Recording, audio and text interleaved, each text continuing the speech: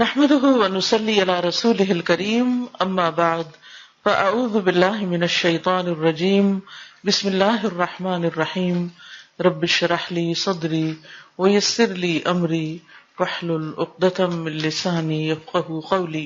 چونکہ رمضان آ رہا ہے چند چیزیں میں آپ سے تھوڑی دیر میں ذکر کروں گی، باقی آپ پچھلے سالوں کے لیکچرز دوبارہ سن کے اپنی تیاری کر سکتے ہیں، لیکن چند ایک یاد دہانیاں. کسی کی شادی ہو، کوئی فوت ہو جائے، کوئی سفر ہو، ایون روزمرہ زندگی میں بھی ہم جیسے کھانا پکانا ہے یا کسی نے آنا ہے، کوئی مہمان آ رہا ہے، تو ہم کیا کرتے ہیں؟ تیاری کرتے ہیں. اور جو شخص تیاری کرتا ہے وہ اس وقت کے یا موقع کے آنے سے پہلے پھر اپنا کام آسان طریقے سے کرنے کے قابل ہوتا ہے. اور اگر کوئی پلاننگ نہیں کرتا، تیاری نہیں کرتا، ہیپ ہیزرڈ کسی چیز کو شروع کرتا ہے تو اس میں وہ کوالٹی نہیں آتی. رمضان ایک نیکیوں کا موسم بہار ہے اور بہترین طریقے سے انسان اپنے جسم، اپنی روح، اپنے دل کی تطہیر کر سکتا ہے، یعنی اس کو پاک کر سکتا ہے. وہ تو اللہ ہی کرتا ہے، لیکن ایک ذریعہ بنایا اللہ نے دلوں کی صفائی کا، روح کی صفائی کا، ہماری تربیت کا اور ہمیں تقویٰ دینے کا. تو ہمارا ٹارگٹ اس میں یہی ہونا چاہیے کہ ہم نے اس رمضان میں تقویٰ حاصل کرنا ہے انشاءاللہ. ٹھیک ہے، یہ ہمارا ٹارگٹ ہے. اب تقویٰ کے حصول کے لیے پھر ہم نے کیا کرنا ہے؟ سب سے پہلے رمضان سے پہلے ہی تیاری شروع کر دینی ہے. اس میں سب سے پہلی بات یہ کہ ہم اپنے گناہوں پر سچی توبہ کریں. توبہ اور استغفار ویسے تو ہمیشہ ہی کرنی چاہیے، لیکن یہ یاد رکھیں کہ گناہ نیکیوں کے راستے میں حائل ہو جاتے ہیں. نیکیوں کا موسم بہار آ رہا ہے، کہیں ایسا نہ ہو کہ آپ اس سے پوری طرح فائدہ نہ اٹھا سکیں اور آپ نیکیاں نہ کر سکیں. کیوں؟ گناہوں کی وجہ سے. اگرچہ رمضان میں بھی گناہ معاف ہوتے ہیں، لیکن اس سے پہلے کہ جتنے گناہ ہیں یا رب تو ہمیں معاف کر دے، تاکہ ہم سے بوجھ اتر جائیں اور ہم بہترین طریقے سے روزے رکھیں، بہترین طریقے سے تلاوت کریں، بہترین دعائیں کریں اور واقعی ہمیں تقویٰ حاصل ہو جائے. تو جب یہ مہینہ شروع ہو تو ہم شرح صدر کے ساتھ، اطمینان کے ساتھ اپنی عبادت اور نیک اعمال میں مشغول ہو جائیں، اس طرح کہ ہم واقعی مطمئن ہوں. تو گناہوں کے بوجھ کے ساتھ رمضان میں داخل نہ ہوں، توبہ کے ساتھ داخل ہوں، تاکہ رمضان شروع ہوتے ہی دوڑ لگ جائے. ٹھیک ہے، اور کہیں رکاوٹ نہ آئے. رکاوٹوں کو دور کرنے کا طریقہ کیا ہے؟ استغفار، سچی توبہ. وَتُوبُوا إِلَى اللَّهِ جَمِيعًا أَيُّهَا الْمُؤْمِنُونَ لَعَلَّكُمْ تُفْلِحُونَ. تم سب اللہ کے حضور توبہ کر لو اے ایمان والو، تاکہ تم کامیاب ہو سکو. رسول اللہ صلی اللہ علیہ وسلم نے فرمایا، لوگوں اللہ سے توبہ کرو، کیونکہ میں دن میں 100 مرتبہ اس سے توبہ کرتا ہوں، دن میں 100 بار. ٹھیک ہے. پھر اسی طرح دعا کرنا. دوسری چیز کیا ہے؟ دعائیں کرنا. خاص دعا کیا ہوگی رمضان کے آنے سے پہلے؟ کہ یا اللہ ہمیں ہر طرح کی بیماری، تکلیف، پریشانی، مصروفیت سے محفوظ رکھنا، تاکہ ہم رمضان کی عبادت صحیح طور پہ کر سکیں. کوئی رکاوٹ نہ بیچ میں آ جائے، کوئی اچانک حادثہ، کوئی پریشانی، کوئی ایسی چیز بیچ میں نہ ہو کہ جو ہماری عبادت میں رکاوٹ بنے.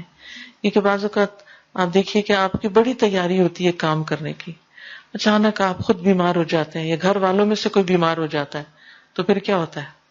جو کچھ آپ نے پلان کیا ہوتا ہے وہ سب طرح کا طرح رہ جاتا ہے. تو اللہ تعالیٰ سے عافیت کی دعا مانگتے رہیں اور پھر یہ دعا کریں کہ اللہ ہمیں خیر و سلامتی کے ساتھ رمضان تک پہنچا دے، خیر کے ساتھ رمضان تک پہنچا دے. اسلاف سے یوں روایت آتی ہے کہ وہ 6 ماہ یہ دعا کرتے تھے، اے اللہ ہمیں رمضان تک پہنچا دے، اللہ ہمیں رمضان دیکھنا نصیب کر. اور پھر رمضان کی عبادتیں کرتے اور رمضان کے بعد اگلے 5 مہینے یہ دعا کرتے، اللہ ہمارے روزے قبول کر لیں، ہماری رمضان کی عبادتیں قبول کر لیں. تو رمضان کے آنے تک بھی دعائیں کریں کہ رمضان ملے ہمیں.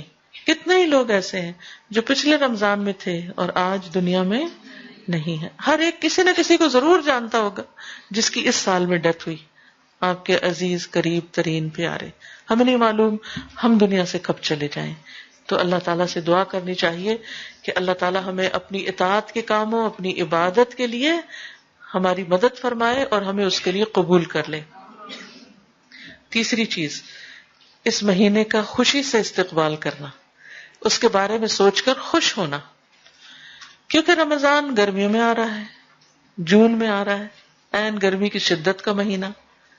تو اس لیے کچھ لوگ اس کے آنے کی خبر سے پریشان بھی ہوتے ہیں دل میں، بڑی گرمی ہوگی، بڑی پیاس لگے گی، کاموں کا کیا ہوگا، ایسا کیسے ہوگا، ویسا کیسے ہوگا. لیکن آپ نے ہر سال دیکھا ہوگا سب کچھ ہو جاتا ہے. تو آگے کا خوف نہیں کریں، پیچھے کے تجربے سے مطمئن ہو جائیں کہ الحمدللہ اللہ نے سب کرا دیا تھا، لاسٹ ایئر بھی کرا دیا تھا، اس سال بھی اللہ کے فضل سے ہو جائے گا. تو اس لیے خوشی سے رمضان کا استقبال کریں، اور اس کا بھی اجر ہوگا انشاءاللہ تعالی، کیونکہ جب انسان خوش ہو کر کسی کام کو کرتا ہے تو وہ آسان بھی ہو جاتا ہے، اور اس کے ساتھ ساتھ اس کی کوالٹی بہت اچھی ہوتی، اور جب کوالٹی اچھی ہوگی تو پھر اجر بھی زیادہ ہوگا. اور آپ کو معلوم ہے کہ رمضان جو ہے اس میں جنت کے دروازے کھول دیے جاتے ہیں، جہنم کے دروازے بند کر دیے جاتے ہیں، ہر طرح کی خیر و برکت نازل ہوتی ہے. تو اللہ سبحانہ وتعالیٰ نے اس مہینے میں قرآن مجید ہمارے لیے نازل کیا، جس کے بارے میں اللہ تعالیٰ فرماتے ہیں قُلْ بِفَضْلِ اللَّهِ وَبِرَحْمَتِهِ فَبِذَلِكَ فَلْيَفْرَحُوا هُوَ خَيْرٌ مِّمَّا يَجْمَعُونَ. کہہ دیجئے کہ اللہ کے فضل اور اس کی رحمت سے چاہیے کہ اس پر خوش ہو جائیں، وہ ہر اس چیز سے بہتر ہے جسے لوگ جمع کر رہے ہیں. تو الحمدللہ آپ سب اس چیز سے واقف ہیں اور تجربہ کر چکے ہیں کہ سب سے زیادہ ہمارا تعلق قرآن مجید کے ساتھ رمضان میں ہی ہوتا ہے. تو اس پر بھی ہمیں خوش ہونا چاہیے کہ جس چیز پر اللہ نے خوش ہونے کے لیے کہا وہ موقع آ رہا ہے خوش ہونے کا اور اللہ تعالیٰ کو خوش کرنے کا، کہ قرآن پڑھنے کا، سننے کا، غور و فکر کا، یاد کرنے کا، تلاوت کرنے کا اور زیادہ ہمیں موقع ملے گا. پھر اسی طرح چوتھی چیز، رمضان سے پہلے پچھلے روزے قضا کر لیں، کیونکہ جب سال پورا ہو جاتا ہے تو فریضہ بھی پورا ہو جانا چاہیے، اگلے سال کے لیے نہ چھوڑیں. ٹھیک ہے. ابو سلمہ کہتے ہیں کہ میں نے عائشہ رضی اللہ تعالی عنہا کو فرماتے ہوئے سنا کہ میرے اوپر رمضان کا روزہ لازم ہوتا، شعبان سے پہلے اس کی قضا کی توفیق نہ ہوتی. یحییٰ نے کہا کہ یہ نبی صلی اللہ علیہ وسلم کی خدمت میں مشغول رہنے کی وجہ سے تھا کہ ان کے قضا روزے پورے نہیں ہوتے تھے، لیکن وہ میک شور کرتی کہ اگلا رمضان شروع ہونے سے پہلے وہ اپنے چھوٹے ہوئے روزے مکمل کر لیں. ٹھیک ہے. تو شعبان میں پچھلے جو بھی مینسز وغیرہ کی وجہ سے یا بچوں کی پیدائش کی وجہ سے روزے چھوٹے ہوں وہ اپنے پورے کر لیں، کیونکہ شعبان میں ویسے بھی نبی صلی اللہ علیہ وسلم اس میں کثرت سے روزے رکھا کرتے تھے. تو اس میں اگر قضا روزے رکھ لیے جائیں یا نفلی روزے رکھ لیے جائیں تو بہت ہی اچھا ہے. تو حضرت عائشہ رضی اللہ تعالی عنہا کی شعبان میں روزے رکھنے کی حرص سے یا توجہ سے یہ بات پتہ چلتی ہے کہ دوسرے رمضان کے آنے سے پہلے اپنا قرضہ چکا دینا چاہیے. جیسے حج پہ جاتے ہوئے ہم اپنے قرضے چکاتے ہیں نا، تو اسی طرح رمضان آنے سے پہلے بھی اپنا قرضہ چکا دینا چاہیے. پانچویں چیز، رمضان کے بارے میں علم حاصل کریں، خوب جانیں، روزوں کے احکام کا پتہ چلائیں، رمضان کی فضیلت کا پتہ چلائیں. اس کے لیے بہترین کتاب ہے شہر رمضان، رمضان کا مہینہ. وہ کتاب آپ میں سے ہر ایک کے گھر میں ہونی چاہیے، ہر شخص کے پاس اپنا پرسنل نسخہ ہونا چاہیے، اور اس میں پورے رمضان سے متعلق جو چیزیں ضروری ہیں ان کو جمع کر لیا گیا ہے. ان کو چاہے آپ نے پچھلے سال پڑھا ہو، اس سال پھر دوبارہ پڑھیں. کیوں دوبارہ؟ تاکہ ساری چیزیں تازہ ہو جائیں اور کوئی چیز رہ نہ جائے. جیسے ایک طالب علم امتحان دیتا ہے نا، تو وہ کیا کرتا ہے، آخر یعنی ساری رات بھی پڑھتا ہے، سارا سال بھی پڑھتا ہے، لیکن آخر میں پھر ایک دفعہ اندر جانے سے پہلے، انٹر ہونے سے پہلے ایگزامینیشن ہال میں دوبارہ موٹی موٹی باتیں پھر دوبارہ دیکھ لیتا ہے تاکہ کوئی چیز بھولے نہ. تو ہم بھی کچھ بھولے نہ اور ہر چیز اچھے طریقے سے کر سکے، اس کے لیے ہمیں اس کو پڑھ لینا چاہیے. اس کتاب کی خاص خصوصیت یہ کہ اس میں کرنے کے کام بتائے گئے ہیں، احادیث بیان کرنے کے بعد یہ کہ کرنا کیا کیا چاہیے. چھٹی چیز، رمضان کے آنے سے پہلے اپنے کاموں کو نپٹا لیں. کون سے کام؟ مثلا شاپنگ، گروسری سے متعلق، اپنا راشن دال چاول اکٹھے کر لیں، خاص طور پر بیسن وغیرہ جو آپ نے پکوڑے بنانے ہیں، کیونکہ اس کے بغیر تو ہمارے یہاں رمضان کا کانسیپٹ ہی نہیں ہے نا. لیکن یہ کہ اس سے ہم اپنے لیے بڑی مشکل کھڑی کرتے ہیں، کیونکہ کھانے میں تو مزہ آتا ہے لیکن اس کے بعد پیاس کا دور شروع ہوتا ہے جو روزے سے پہلے ہی ہوتی ہے، اور پھر اس میں مزید اضافہ ہو جاتا ہے. پھر جب ہم طالوت کی فوج کی طرح زیادہ پانی پی لیتے ہیں تو پھر تراویح پڑھنے کے لیے ہمیں مشکل ہو جاتی ہے. تو اس لیے ایسے کھانے تیار کریں، ہم خواتین خانہ ہیں اپنے لیے بھی اور اپنے بچوں اور گھر والوں کے لیے جن کا روزہ ہم پہ ڈپینڈ کرتا ہے، ان سب کو ہم ہیلدی فوڈ کھلائیں تاکہ ان کا روزہ بھی اچھا گزرے اور ہم بھی سست نہ پڑیں. تو یعنی ہر طرح کی تیاری، عید کے کپڑے بنا لیں، صفائی وغیرہ کر لیں، اور جو کام آپ کو رکاوٹ ڈالتے ہیں مختلف عبادتوں میں ان کو پہلے سے ہی نپٹا لیں.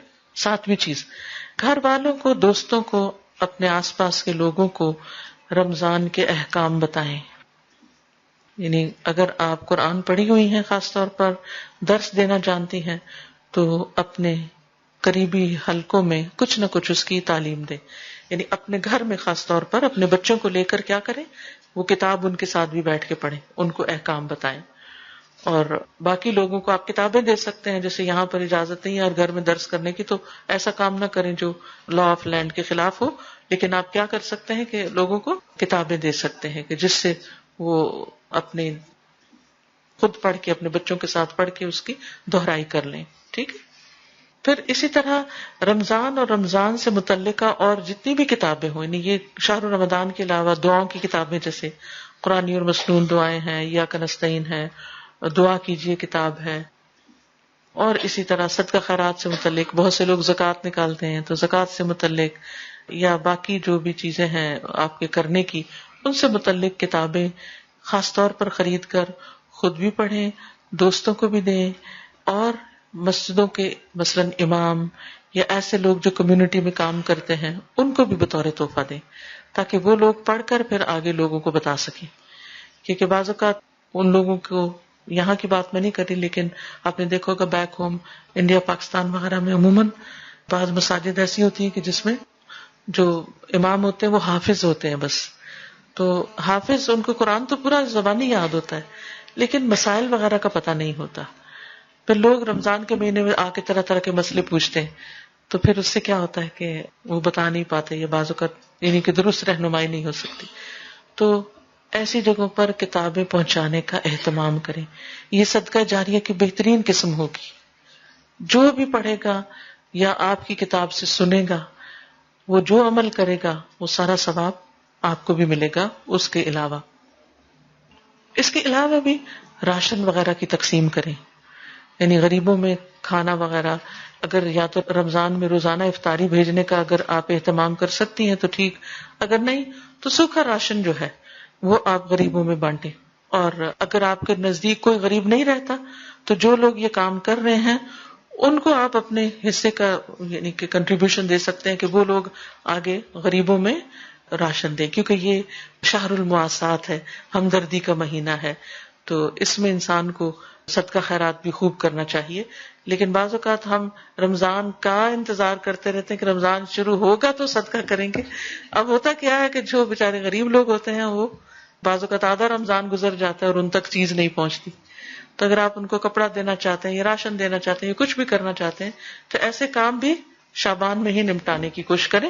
وہ کھائیں گے جب رمضان میں تو ثواب مل جائے گا نا، یا پہنیں گے رمضان میں تو ثواب مل جائے گا آپ کو. ٹھیک ہے. پھر اسی طرح شعبان کے مہینے میں اگر ہو سکے تو نفلی روزے وغیرہ رکھیں. حضرت عائشہ کہتی ہیں کہ رسول اللہ صلی اللہ علیہ وسلم نفل روزہ رکھنے لگتے تو ہمیں لگتا کہ اب آپ روزہ چھوڑیں گے نہیں، اور جب چھوڑ دیتے تو ہم سمجھتے کہ اب آپ رکھیں گے نہیں. اور میں نے رمضان کے علاوہ رسول اللہ صلی اللہ علیہ وسلم کو کبھی پورے مہینے کے نفلی روزے رکھتے نہیں دیکھا جتنے روزے آپ شعبان میں رکھتے تھے. یعنی شعبان سے زیادہ کسی اور مہینے میں آپ نے کبھی اتنے روزے نہیں رکھے.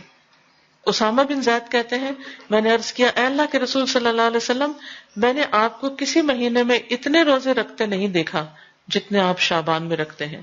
آپ نے فرمایا یہ وہ مہینہ ہے کہ لوگ اس سے غفلت کر جاتے ہیں، یہ رجب اور رمضان کے درمیان ہے، اور یہ وہ مہینہ ہے کہ اس میں رب العالمین کے ہاں انسانوں کے اعمال پیش کیے جاتے ہیں.